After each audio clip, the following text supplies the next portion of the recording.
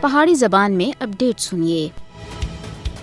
بھارتی supreme court 5 اگست 2019 دے غیر قانونی اقدامات کی توثیق کر کے یہ گل ثابت کی ہے کہ وہ اکھ بند کر کے مودی حکومت کی حمایت کر رہی ہے۔ بھارتی سپریم کورٹ اپنے فیصلے وچ آرٹیکل 370 دی توثیق کر کے ثابت کیتا ہے کہ وہ RSS BJP دے زیر اثر کام کر رہی ہے۔ مودی دی طرف سے 5 اگست 2019 دے غیر قانونی اقدامات کو برقرار رکھنا بھارت وچ تابع فرمان عدلیہ دی ایک اور مثال ہے۔ بھارتی سپریم کورٹ مودی حکومت کی طرف سے مقبوضہ جموں کشمیر دی خصوصی حیثیت کے متعلق غیر قانونی خاتمے دی توثیق کر کے کشمیری عوام دے آئینی حقوق کے اتنے ڈاکہ بایا ہے۔ آرٹیکل 370 کیس وچ بھارتی سپریم کورٹ کے فیصلے سن پھر ایک بار یہ گل ثابت کر کی دی ہے کہ اعلیٰ عدلیہ سمیت بھارتی ادارے ہندوتوا لینڈ دے اتنے چل رہے ہیں۔ پاکستان سن بھارت تے 5 اگست 2019 دے غیر قانونی اقدامات دی عدالتی توثیق کو انصاف دا قتل قرار دیتا ہے۔ پاکستان دے وزیر خارجہ جلیل عباس جیلانی سن آخیا ہے کہ بھارت کو کشمیری عوام دی مرضی دے خلاف متنازع جموں کشمیر دی حیثیت تے اتنے یک طرفہ فیصلے کرنے دا کسی قسم دا کوئی حق حاصل نہیں ہے۔ جد تھے مودی بھارتی وزیر اعظم بنے